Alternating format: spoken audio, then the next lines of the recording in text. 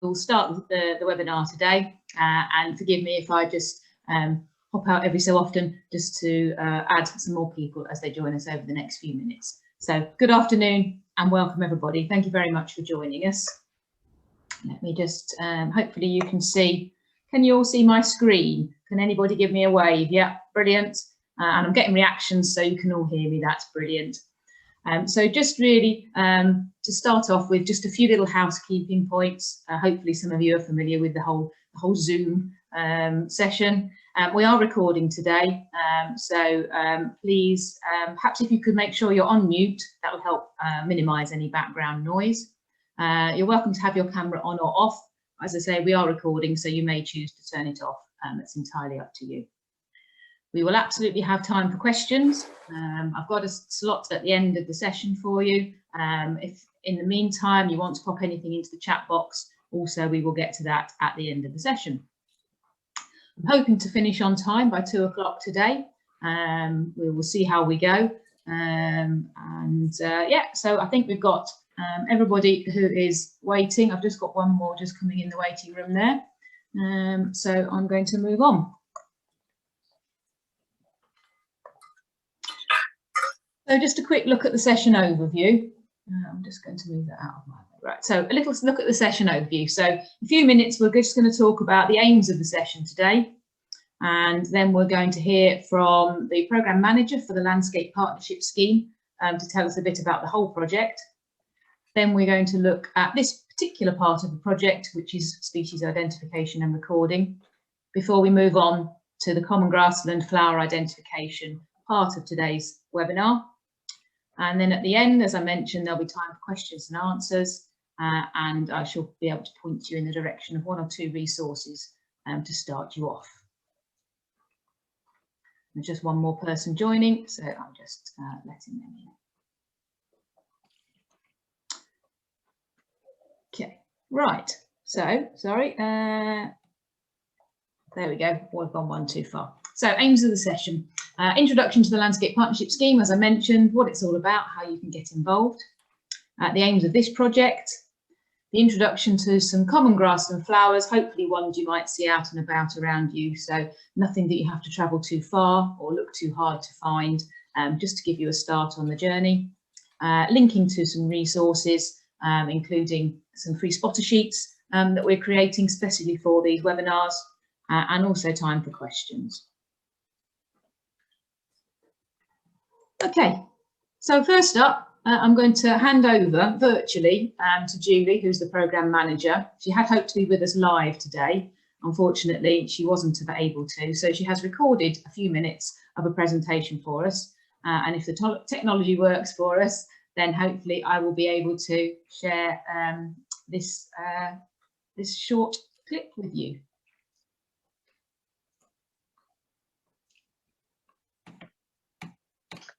Hello, my name is Julie Attard and I'm the Programme Manager of the Charnwood Forest Landscape Partnership Scheme. Leicestershire Rutland Wildlife Trust have asked me to do a short introduction for you to the Landscape Partnership Scheme. I had rather hoped to be standing on top of Beacon Hill or in Bradgate Park doing this introduction for you, but as is the way with many things this year, the pandemic has intervened and I find myself quarantined at home, so I hope you'll forgive me doing this from my house rather than out in the beautiful Charnwood landscape. The Landscape Partnership Scheme is a collaboration between It's really funny. And we've created 18 integrated projects. Together we're going to make a big communities, local groups, landowners, farmers. You're going to have to start all over again because I had my headphones on, watching something on the iPad and I didn't. Of 2.78 million, which was awarded to us in March 2020 following a 2-round application process. That took a number of years for the partnership to secure. The project began in July 2020 and will run for 5 years until June 2025.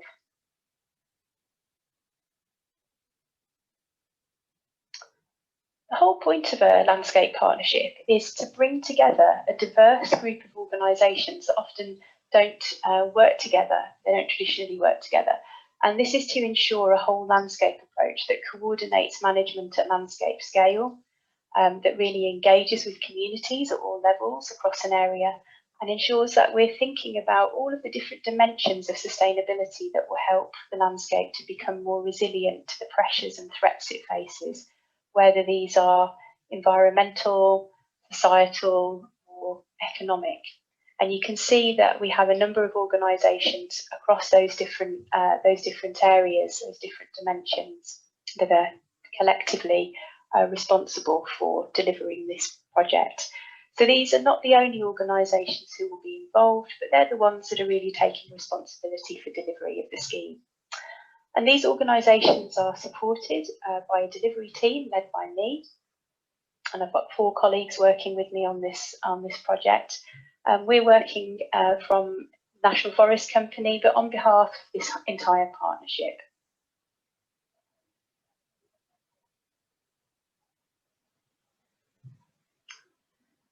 So the Charnwood Forest area is this area marked with the green boundary, and that's where most of the activity in the Landscape Partnership Scheme will be taking place.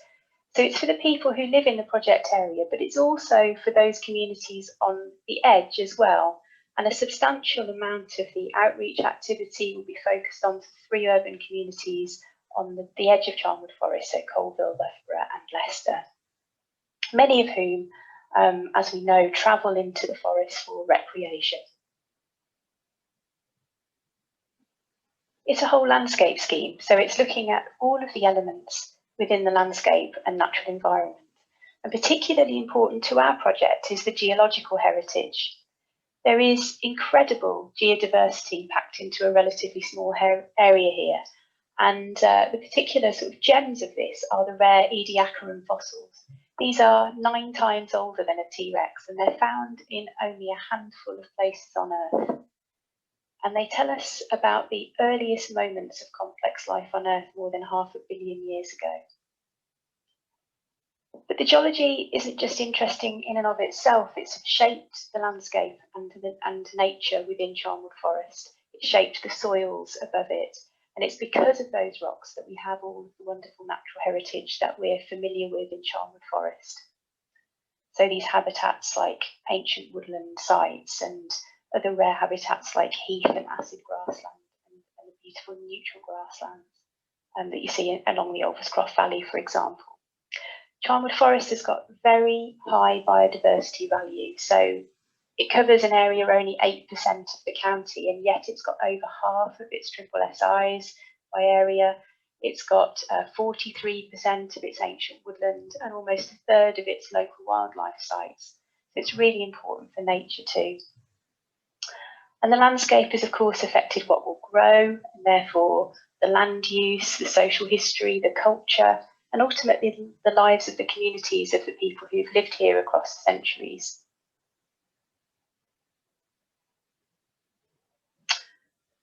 Long term, this incredible landscape will only survive if we can help people to understand why it's so special and to encourage more people to care for it and help to make it economical for farmers and landowners and small businesses to work in harmony with nature and with the heritage of this special area. The projects that are within the Landscape Partnership Scheme include a whole range of themes, and they're based around a quote from our local boy, Sir David Attenborough, who said that no one will protect what they don't care about, and no one will care about what they've never experienced. So we want to encourage people to explore Charnwood Forest, to understand why it matters, and then encourage them to help us care for it in whatever way they can, whether they're 6 or 60, a tourism business or a local farmer, a heritage group or a local sports club. There are ways for everyone to get involved and to help us in this endeavour. So we have 4 projects in the Explore category designed to help people to spend time outdoors and experience the landscape in different ways, and this includes outreach projects and also some support for the visitor economy. We have 5 projects in the Understand category designed to help people to uncover more about the area's heritage and connect people with the landscape. And this includes community archaeology, historical research, outdoor learning projects for local schools, interpretation across the area, and community arts projects. And then finally, in the Care for Charnwood category, we have 9 projects designed to actively involve people in the organisations in protecting and managing the landscape. And this includes geoheritage conservation, habitat conservation and habitat connectivity, so making improvements to that, natural flood management, dry stone walling, and all sorts of heritage skills training and opportunities to volunteer.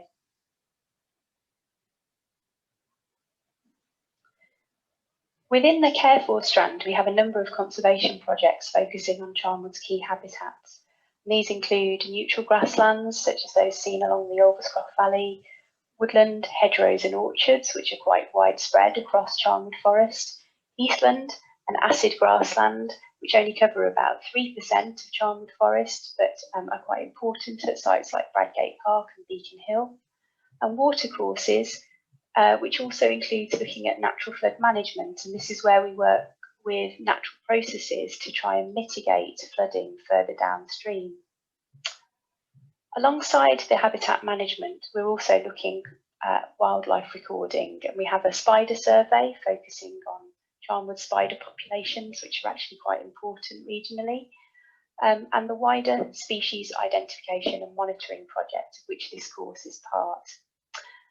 Now, I can't really stress enough how important wildlife recording is to helping us to care for these habitats, because without people who are trained to spot the different species that are good indicators of these habitats, and particularly the health of these habitats, we're really going to struggle to manage them in future. So you're playing a really important part in helping us to conserve and look after these habitats.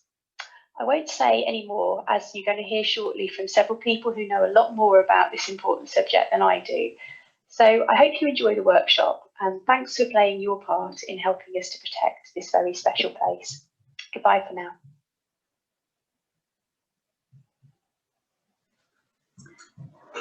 Thank you very much, Julie. So hopefully that's given you a really good introduction to the whole scheme. Apologies for a couple of little technical interruptions there. Let me just get back to the main show. So, as Julie has said, you're part of a wider scheme. This whole project is part of a wider scheme, but we're here today to have a little bit of a more in-depth look at this idea of identification and recording, beginning with this session on common grass and flowers. As Julie has mentioned, kind of why do we record species? What's the point? Recording is it's a really good management tool. It's a health check for habitats and species. The more we know about the species that are here, then the better we can understand and care for the habitats and potentially change the management if necessary. If we can see over time that populations are decreasing or species diversity is decreasing, then we can put different management in place to help address that. But we can only do that if we are recording and taking an interest in what is going on across all the range of species. And so hopefully you will see as we go through the next few years, if you would like to join us on the full journey, the range of species that you can get out there and look at and record. Currently, we've got just under 14,000 species recorded for the Charnwood Forest and a small group of committed volunteers, but we're hoping that there is potential to increase this. So what to expect from the project? It's inclusivity. Wildlife recording can be for anyone and everyone. There's no exclusions, there's no prior knowledge or prerequisites needed. Anyone can get involved, and we hope it will be enjoyable. We hope it will be fun. There's nothing quite like getting out in a nice habitat and really taking notice of what's around you. We hope you'll learn some new skills, and that could be completely new skills, or it could be building on some existing skills that you'd like to take further. We want to make sure you're safe when you're out and about, so we'll be looking at just ways that you can make sure that you're not putting yourself at any risk when you're out and about recording. You don't get so carried away with what you're looking at that you're not perhaps paying as much attention to the surroundings as you might. And then top tips for recording and etiquette and kind of how you go about looking at different species and the things you need to take into account when you're doing that. And what we hope over the lifetime of the project, over the next 4 years, is there will be more people involved, there'll be more skilled, the number of records will increase, and subsequently that will help us to increase the quality of the habitat and potentially increase species numbers and diversity across the forest. As I said, it's over the next 4 years, and this is a very basic and introductory session to grassland flowers today, but we'll be taking you on a progressive journey if you'd like to join us over the next 4 years. We'll be taking a closer look at grasslands and butterflies and birds and hedgerows. We'll be doing other sessions about other insects like dragonflies and moths and other species, bats, reptiles, amphibians, trees. And ultimately at the end of it, it would be great if we could set up perhaps a new recorder group or several recorder groups for different species that will then help contribute to the records for the Charnwood Forest over the long term. That's what we really like to get from this project. So that's the background and the kind of the bit of the setting the scene. And so I want to spend the next half an hour or so taking you through some common grassland flowers. So hopefully this will just give you a bit of a start on the journey. So we're not going to look into some really rare or difficult to find species. Hopefully this is just species you'll maybe spot when you're out and about, just having a walk locally in the hedgerows or just a field along a grass verge. But this will give you some idea of the things you might want to look for. I'm trying to keep it relatively simple in terms of terminology, but there will be a few new words perhaps to understand, but we'll go through that as we go. So the first plant I wanted to take you through is called common napweed. And this one is definitely in flower at the moment. I've seen it out and about quite a bit.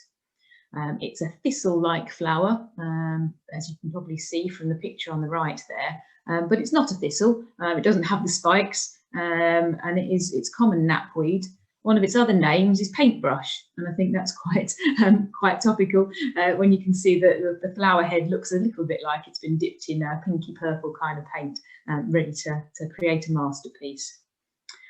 It's approximately, it's kind of up to 60 centimetres tall, perennial. You'll sort of see it's quite a clumpy plant, and it's usually, once it's out in blossom, it's surrounded by pollinators. So the bees love it, butterflies love it.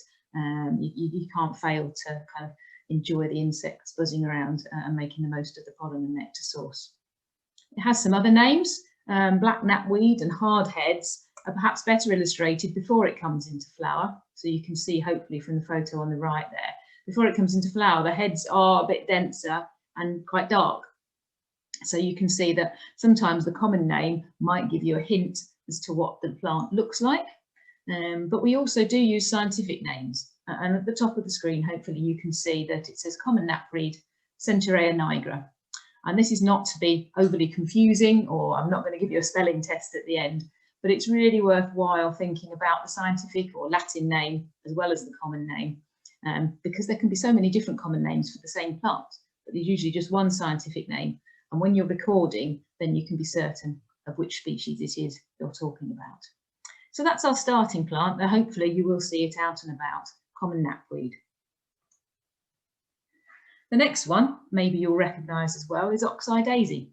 And this is one where if you're out and about, even driving around, you don't even have to get out of your car a lot of the time to spot an Oxide Daisy. Some people know it as moon daisy or dog daisy. It's the large white daisy-like flower.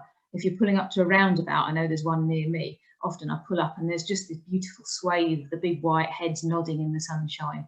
It really likes disturbed areas like roadsides as well. The flower comes up on a single unbranched stem up to around about 60 centimetres tall. Could be taller, could be shorter. It depends on the habitat and the kind of conditions it's growing in.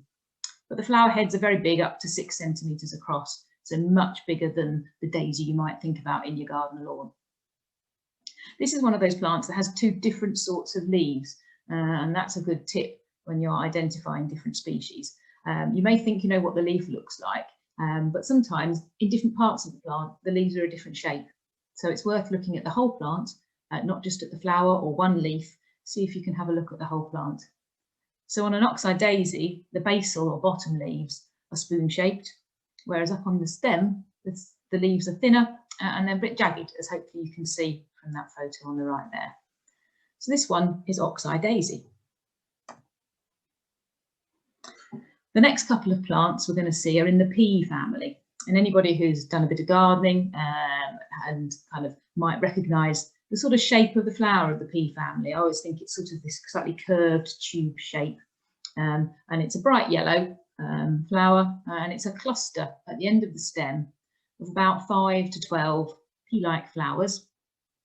And after the flowers are finished, as with most peas, you'll get a seed pod, so like a pea pod. And in the case of meadow vetchling, these are black and shiny. It's a scrambling plant and it has tendrils. So hopefully from the photo on the bottom right there, you can see one of the tendrils that help it to climb. And you'll just see it sort of scrambling in amongst the other vegetation. It's flowering in the region of May to August.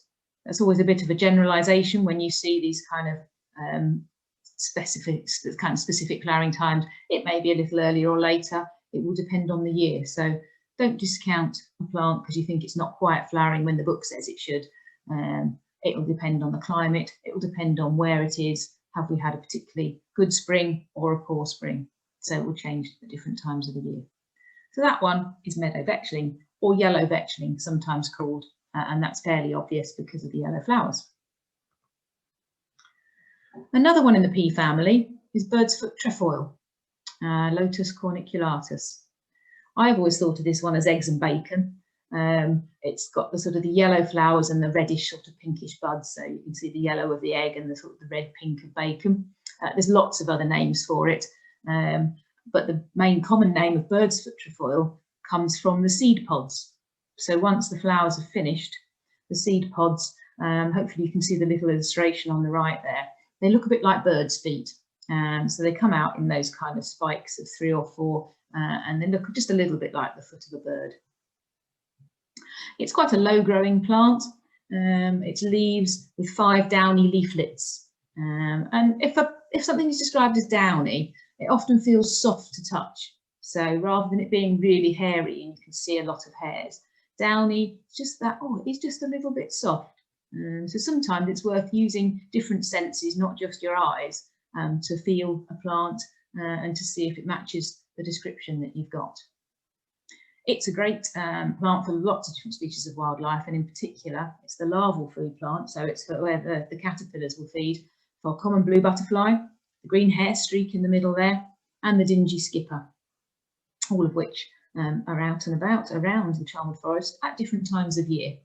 Now, butterflies is the subject of our next talk, and we will be doing more detailed butterfly identification workshops over the course of the 4 years. So I'm not going to linger on them today, but just to say that the association of plants and insects and other animals is really key. So it's about the whole web of life that we're trying to record and benefit through this project and our wider work across the Charnwood Forest. So this one, bird's foot trefoil, also ham and eggs, butter and eggs, cuckoo's stocking, Dutchman's clogs. So there's some really great descriptive names for it. But you'll find it out and about in most sort of grassland habitats, even alongside verges. Sometimes you find a little patch cropping up. Now, when I was younger, buttercups were just buttercups, and I was probably too young to realise that there are several species of buttercup. And what I'm hoping to do is just to give you a hint and a few tips about 3 different buttercups you might find when you're out and about. The Ranunculaceae family, all in flower around May to August, some a little earlier, some a little later. And they will all have 5 shiny yellow petals on their flowers. And they're all buttercups, but the 3 I want to look at are meadow buttercup, creeping buttercup, and bulbous buttercup. And there's a little bit of terminology to learn here to help us understand how we might decide which buttercup we've got. So we're going to be looking at the stem underneath the flower. That's fairly straightforward. We're going to be looking at the sepals, which are like a modified leaf, which protect and support the flower. And we're going to be looking at the leaves and the lobing of the leaves. So that's just the shape of the leaves. So first up, we'll look at the sepals. So hopefully on the picture on the left there, you can see these ones are yellow, and in a lot of plants, the sepals might be more green.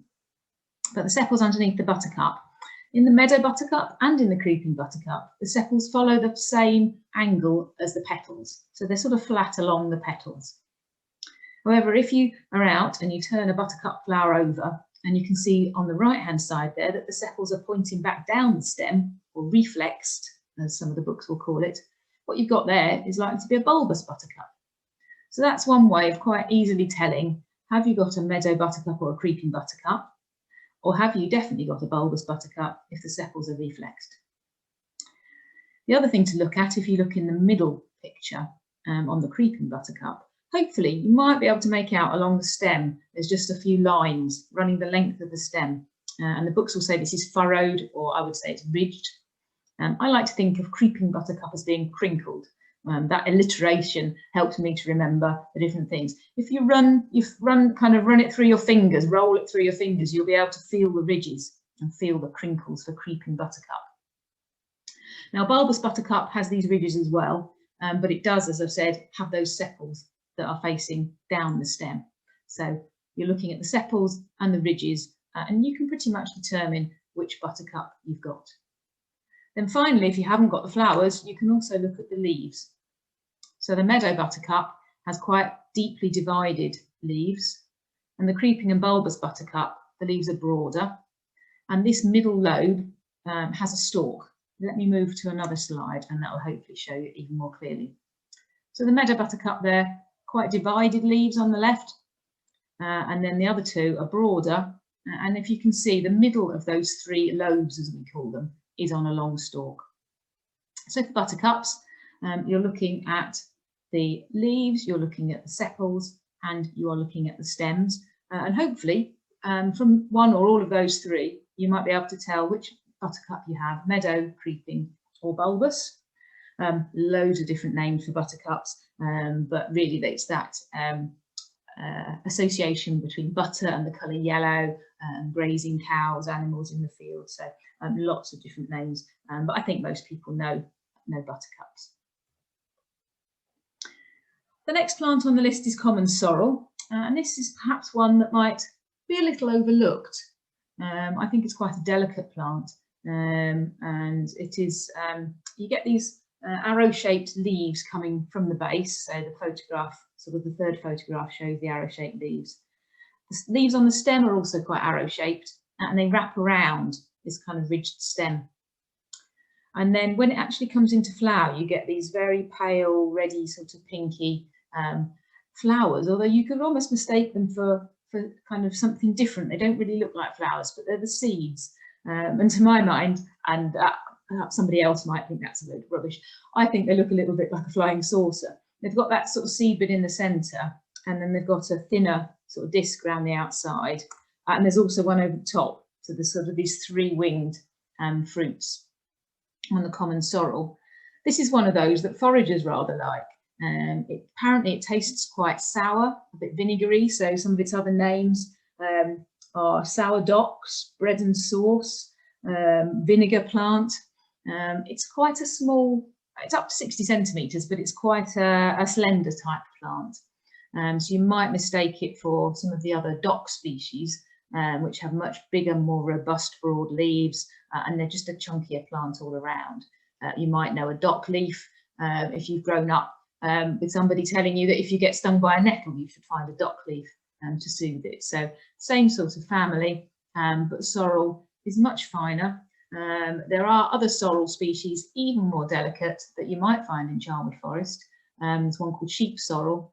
I'm not going into that one today because the idea is a bit more detailed, but it is another fine species. So the sorrels and the docks, you'll see out and about quite a lot. So look out for these reddish heads, and then if you look closely, have a look at the leaves and see if you can see, might this be common sorrel, or is it actually a bigger sort of broader leaf that will be one of the other docks? And take a look, see what you think. Do you agree with me? Do you think they're flying saucer shaped, or do you think maybe you don't agree? Hopefully it's given you the opportunity to just look in detail at these plants, sometimes which are a little bit overlooked.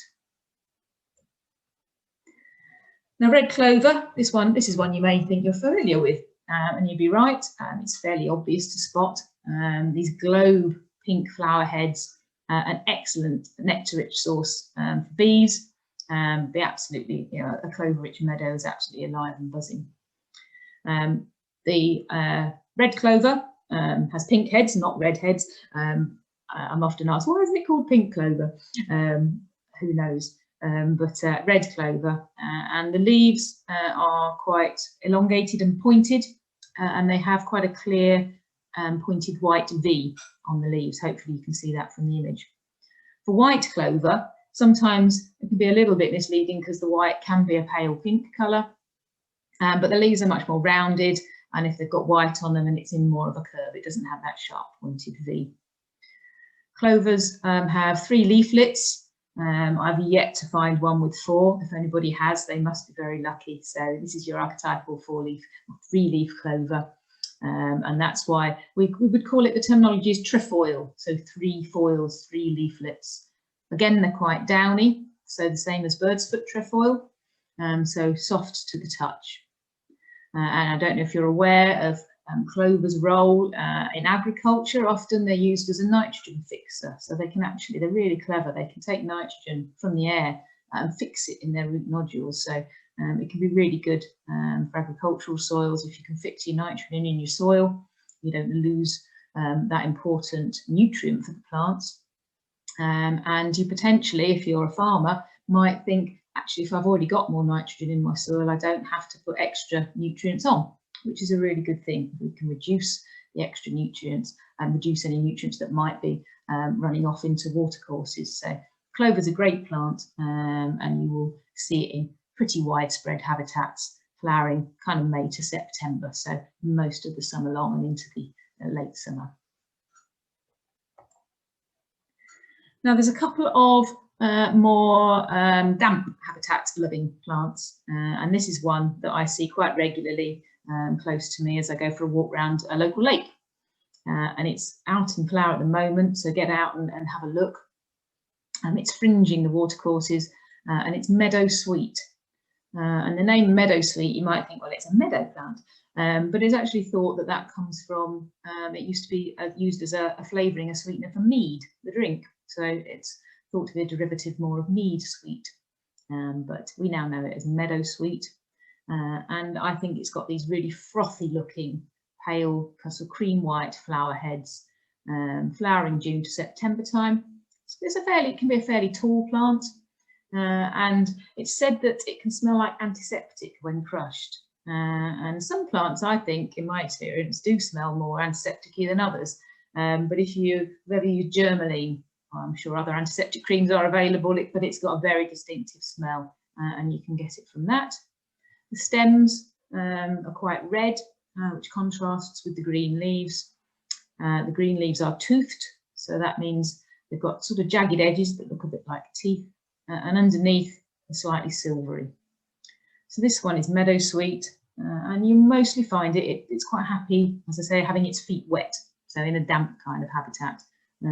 So by the side of a river or a stream or a lake, canals, all those places where even just a damp meadow is a good indicator. Actually, if you're out and about and you're about to cross a meadow, if you see that, just beware, you might get your feet wet. So it's always a good idea if you're out walking to be aware of that kind of thing, if you haven't got your welly boots on.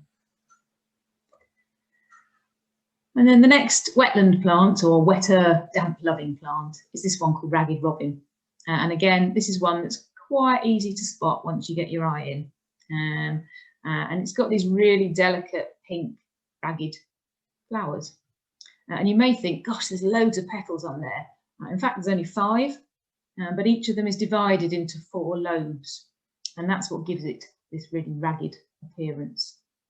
The stems and the leaves quite rough if it's not in flower, but the best way to spot this probably is when it's in flower, because it's quite unmistakable. We're talking about May to August, and as I said, like the Meadowsweet, it's one that's quite happy in a damp habitat, and that's where you're most likely to find it.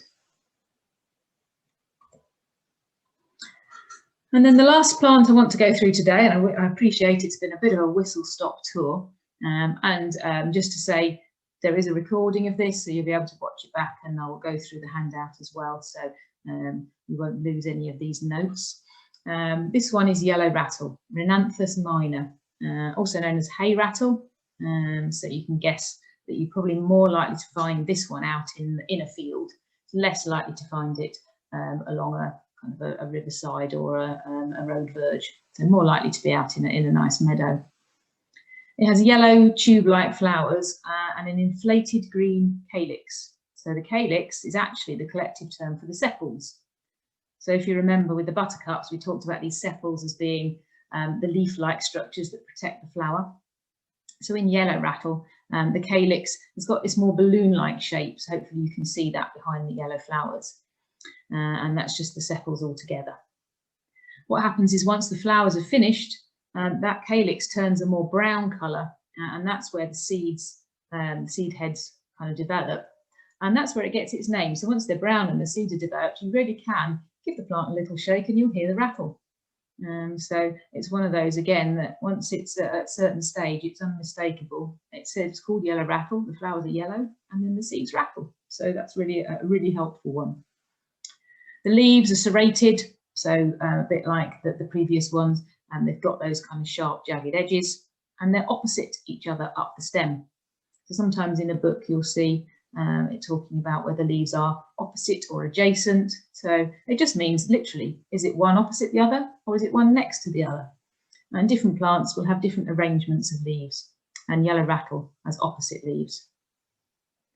The really key thing about this plant is it's semi-parasitic, and that means it feeds off the nutrients of nearby grasses.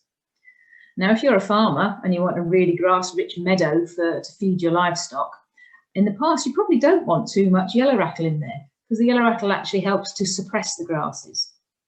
But for us, from a wildlife conservation perspective, if we're able to suppress some of the stronger grasses, it means it gives a bit more space for wildflowers to grow. So actually, yellow rattle is a management tool that can be used to help bring a meadow back into a better condition in terms of additional wildflowers, giving them a bit more space to grow and perhaps reducing the dominance of some of the grasses.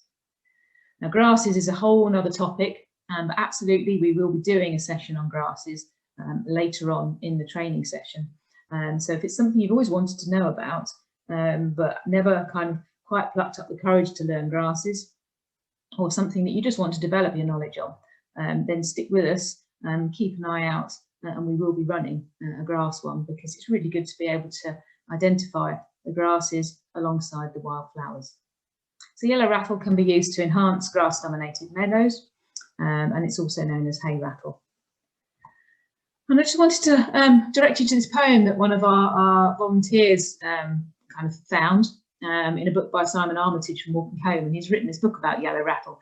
It's really descriptive. I think it's really quite interesting how he's managed to get the description of the calyx and the kind of the semi-parasitic part, and the idea of it being kind of that folklore and the different names. And I've highlighted all the different names there in bold: fiddle case and shackle basket. There's just some fantastic ones.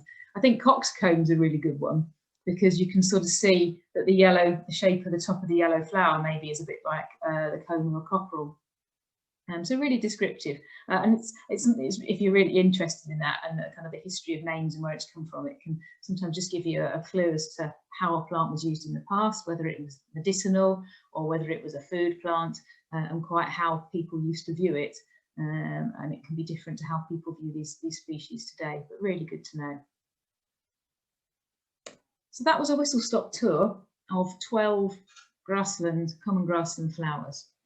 I'll just take a few minutes now to tell you a little bit about some of the other resources and some of the other plans. And then it looks like we've got a bit of time for questions, which hopefully we'll be able to cover if anybody's got those. So just to say, we have set up a spotter sheet that is specific to the 12 species that we've gone through today.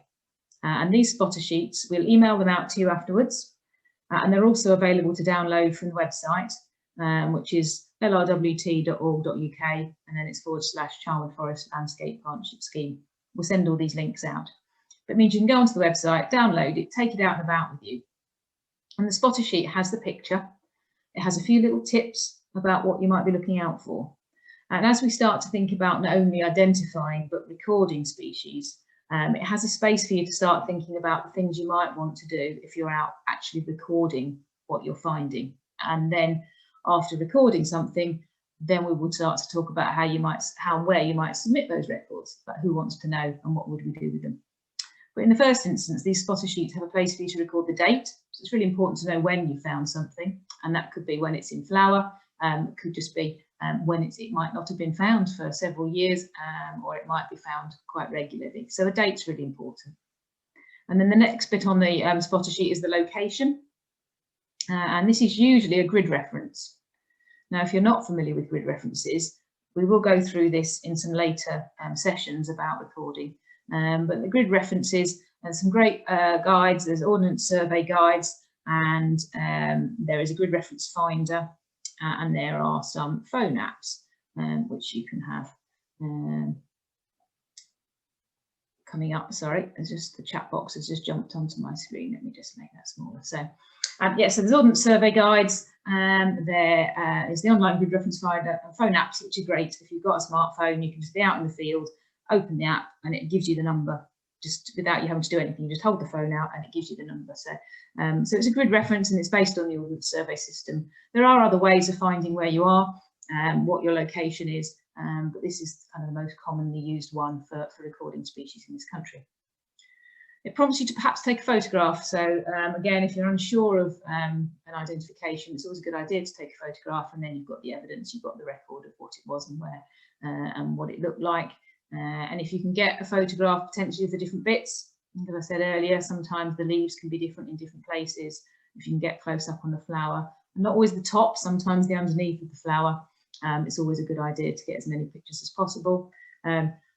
If you can, just avoid picking the flowers. It may seem as though there's lots of them, but it may be something that's quite a rarity, and picking flowers without the landowner's permission is an offence. So just think about that when you're out and about.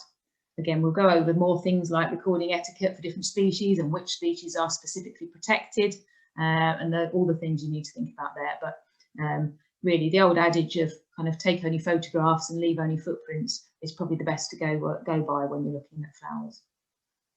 Other websites out there, Nature Spot is a great resource. It'll give you some more hints and tips. The Wildlife Trust's website is really good. And it'll give you not just flowers, but all the different species. And Nature Spot is Leicestershire and Rutland, the vice county, so will give you an idea of what's happening locally. In future training, we'll look at books and other equipment, things that might help you on your journey. It's not, hopefully we've set this up so you can just have a look at the spotter sheet and away you go today. We don't want you to have lots of bits of equipment and books and bits and pieces, but we will go through those as we go through the training sessions. Okay, so I think we're ready to move to the question and answer. And I know the chat box has been jumping up and down, so what I'm going to do is stop screen sharing, and then I can pick up the chat box and hopefully see what questions we've got and see if we can go through them. Okay, yeah, so there was a couple of things about the sound quality, so hopefully that's cleared up. Apologies for those few glitches. Hopefully the rest of the sound quality hasn't been too bad for you. Yes, the recording will be available after the webinar. We'll be sending a link round to everybody on your email address today, and it'll be available via the YouTube website. So you'll be able to watch it back, and you'll be able to share it, and anybody who couldn't make it today will be able to pick it up. Is there a difference between toothed and serrated leaves? I would say not a huge amount. It's just different words, different descriptive words for saying those kind of jagged edges. So I would say not a huge amount, no. How do we relate to Nature Spot if we record with LRWT? Is it uploaded to them? That's something we will definitely cover in detail in future sessions. So there is with the Nature Spot app, or it's the iRecord app, will link into Nature Spot.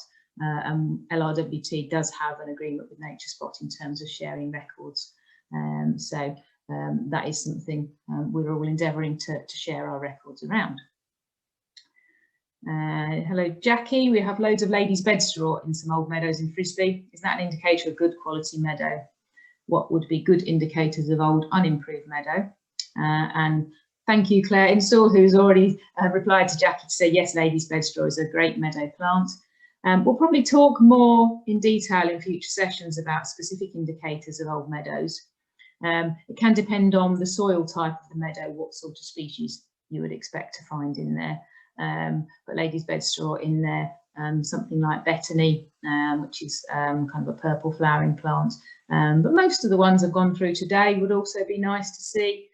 So it does depend on what the different meadows. We might class them as a more acid grassland in a heathland habitat. You might have a more neutral grassland where the soil is a more neutral, and then in some areas you might have a more alkali soil, and then you'd see different species. So the indicators are a little bit dependent on the soil type and the condition and the location.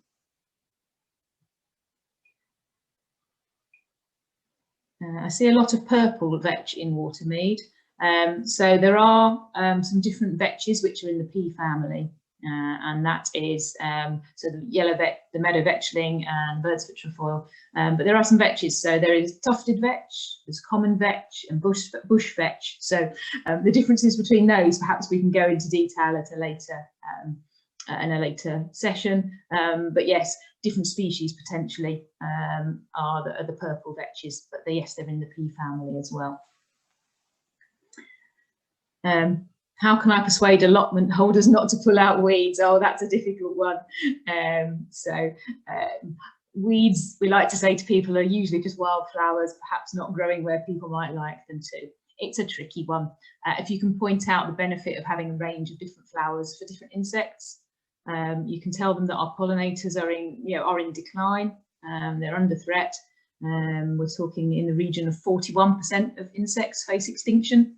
And if they can just hold on to a bit more resource, a bit more nectar for a little bit longer, then that's great.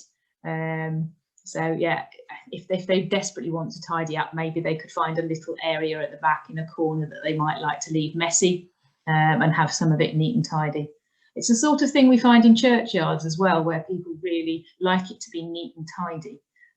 But if you can persuade people maybe just to give over a small portion and not cut the grass so often and let that go a bit messy, sometimes that can be a compromise of keep a bit and perhaps leave a bit and make a bit tidy, if that's kind of what you want to do. Okay. Are you only interested in reporting on items within the Charnwood boundary? I mean, this project specifically is all about the Charnwood boundary, and as Julie had said in her presentation, it's funded by a national lottery, and it's part of the National Lottery Landscape Partnership Scheme. So this recording group will start to look in more detail, more specifically at Charnwood. But as Leicestershire and Rutland Wildlife Trust, we try and help people across both counties. And kind of the species and recording across both counties is equally important across our reserves and in our wider countryside. So all species recording is really important, and there's different ways of kind of getting that reported back. And there are different groups out and about in different areas of both counties. So the answer to that is sort of both. This project is going to be looking more in detail at Charnwood and trying to boost what we know about the Charnwood area. But as a wider point, species recording is great to be doing wherever you are. What 3 words app? That's a great question. So there's another app on your phone called What 3 Words, and some very clever people have divided the whole country up into these little 1 metre by 1 metre squares, and there are 3 words associated with that square. It can be a really good app. You absolutely can use that. There are ways of translating that into grid references. So if that's something that you want to use and can use, then that's certainly something that can be used. I think mostly I have to probably speak for most of the recorders who would probably translate those into grid references. So if you can use grid references, that probably would be the preferred. But if you can't and you've got what 3 words, then it's a good way of pinpointing where you are. Just make sure when you're out with the app that it is pinpointing exactly where you are. I know from experience sometimes it can take a minute or two for that app to find exactly your location. Why did we pick those plants? Really, it was just a starting point. There were plants we picked that they are in the Charnwood Forest, but they're also out in the wider countryside. Most of them are in flower at this sort of time of year. Due to COVID, again, the sessions haven't kick-started quite as early as we might have wanted them. So some of the species perhaps have gone over a little bit, but it was absolutely meant to be a starting point, hopefully with nothing too tricky, and a way to introduce everybody to the ideas and some of the language that we might be talking about with identification and recording. Thank you, Roy. Yes, what 3 words covers the whole world? Absolutely. Not just the grid reference system. The national grid reference system is British National Grid. So that's only for Britain. Okay. I think we've picked up on those. Does anybody have any other questions that have come up that they haven't put in the chat box? You can do hand raising, you can wave at me. Can't see anything at the moment. So the thing I was going to say to you is that the next session is going to be similar to this one, but we're going to go through some very common butterfly species. And that's so just taking a look at a whole different species rather than the plants, and starting to look at those kind of things there. Dick, I can see you in the middle there. Go for it. Could you recommend us a straightforward and simple wildflower book for identification? All the books we have, I think, are far too complicated. Okay. I find it very difficult to come to a conclusion. Okay, yeah. It is a matter of personal preference. I thought that might be a question. I've got my 3 books here, well, 3 of my books. I've got probably half a dozen wildflower books, and I use different ones at different times. The one that I started with, you can see that, and you can see it's a bit dog-eared. It's a little Collins gem one. It's perfect because it's only, you can see the size, and it's just got a photo, a little lily, and a bit of text. Yeah, that looks good. You want one to tuck in your pocket. It won't have everything. It's got 240 species, it says on the back. Won't have everything, but it is quite clear. Another one I picked up, which is quite a new one, is this one, which is Harrop's Wildflowers. And that again is photographs, a bit about distribution, and that's got a lot. That's 934 species, and that's a bit of a heavier book. I can interrupt. I find this one very useful. Wildflowers by Colour. Yeah. By Marjorie Blaney. Blaney, yes. So Marjorie Blaney's well known. Yes, and sometimes filing them by colour is really helpful. It's amazing. At least gives you a starting point. As we go through, what I really hope is if you are able to stick with us on a journey, we may be able to help you gain a few skills in using what's called a key. And that's where a lot of the more detailed books start. So the other one I use is this one, which is called The Wildflower Key by Frances Rose. And the idea is, rather than just trying to match pictures up, which sometimes just doesn't work because you can't find the right picture. If you use a key, it takes you through a series of questions, and you do need to have a bit more knowledge about what it's asking you, but it helps you be methodical and go through and come to what flower it is. And there's keys for other species as well, not just wildflowers. But if you can go through or key it out, sometimes we will say, it does help. But hopefully, over the kind of coming years, we might be able to get out and about, COVID permitting. So next year and the year after, hopefully more of these sessions might be out on site. We can go and sit in a meadow and try and use some books, try and use some keys, go through those kind of ideas, and get you a bit more confidence in some of the more, perhaps the trickier species, and some of the terminology that you're perhaps kind of coming unstuck on. If you go, I don't blame you, if you go diving into some of the books, you think, oh, these words, it's like a whole nother language. But once you learn that language, it can be easier. So that's just 3 books. But yeah, just the little Collins pocket guides. They don't look quite like this. Mine's from a few years ago, something like that. To be honest, anything that you're actually going to take out with you because it's much easier when you're out there to have a look and compare. Yeah. And if you don't know, then take lots of photos, come back. The one other thing that I will say is there is an app, or there are several apps on your phone, if you are so inclined. I'm just going to look up the one I've got. It's called Leaf Snap, the one I've got. And you can take a photo and it will give you a suggestion. And it might not be right, but it might just point you in the right direction to start with, or at least, oh, it looks like it's one of those families. And then you can do some more delving. So technology is, you know, has given us a bit of a helping hand recently. Not just Zoom and being able to do these kind of webinars, but you've got a computer potentially in your pocket that you can take out and about with you. And if in any doubt, you're always more than welcome to drop me a message with a picture and I'll see what I can do. Can't guarantee, but absolutely always happy to receive anybody know what this is kind of emails, and we can always see if we can help out. Nature Spot has a large library of photographs as well, which is very useful. Absolutely, yeah. Nature Spot are brilliant, and they'll also, there's a description of where you might find it. Is it common in Leicestershire and Rutland, or is it a bit rare? If you think you found a rarity, it's always worth checking.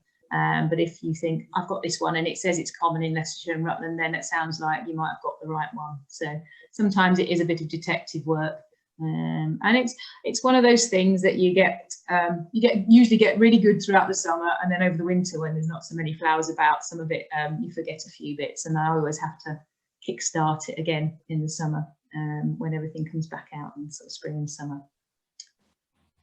Thank you. You are most welcome. I'm just checking down. I think there were a few other things that have come in. What is the name of the plant similar to bird's foot trefoil but has black seeds? A friend calls it pineapple plant. Okay, there's a couple of different things. Yes, I think you might mean black medic. So it's got a similar shape. It looks like a very tiny yellow clover, but it's black medic because when it goes over, it goes a more black colour. So I think, Jackie, I think that might be black medic. But if you start there in your book, you'll be on the right place. There's hop trefoil as well, which is quite similar. So maybe one of those two. Is the idea that individuals take responsibility for a particular patch to visit regularly? It could be. I think at the moment, because we're in the early stages, it will depend on who joins us, what people want to do.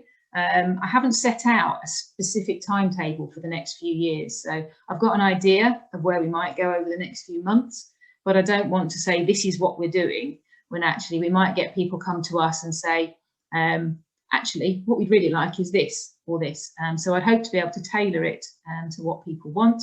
And it may be that it's a particular patch for regular visiting.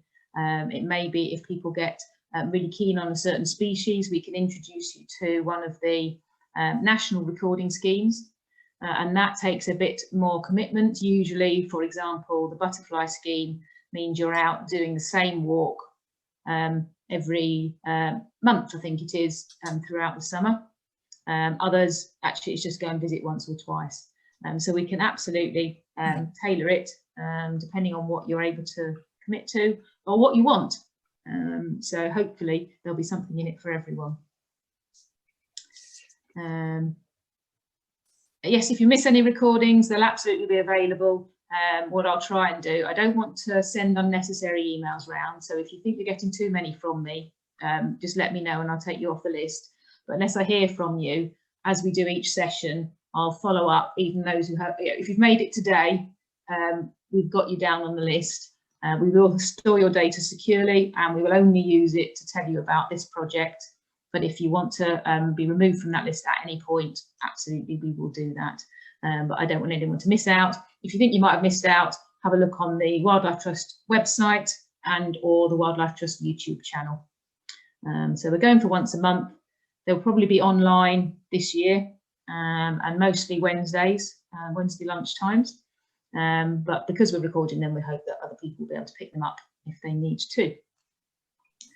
PlantNet app, Mike has said, I've not come across that one, but that might be another one. Thank you very much for the thanks. Somebody else saying Pocket Guide, very good.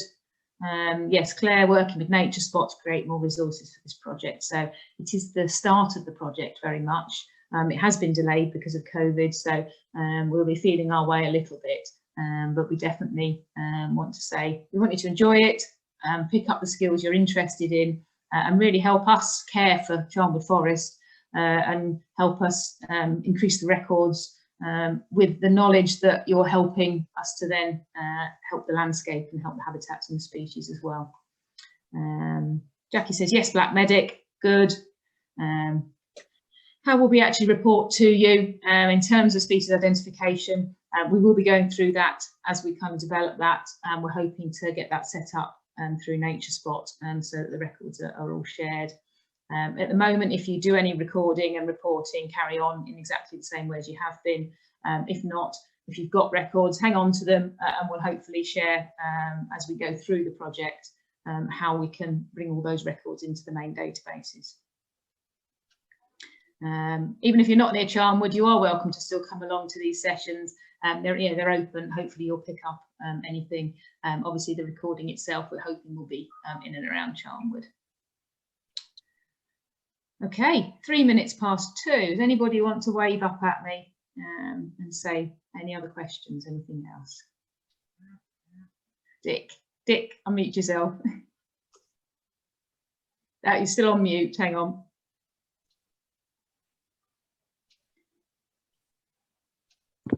You've been raising money for a new meadow in Charnwood Forest, I think in the Alberscroft Valley.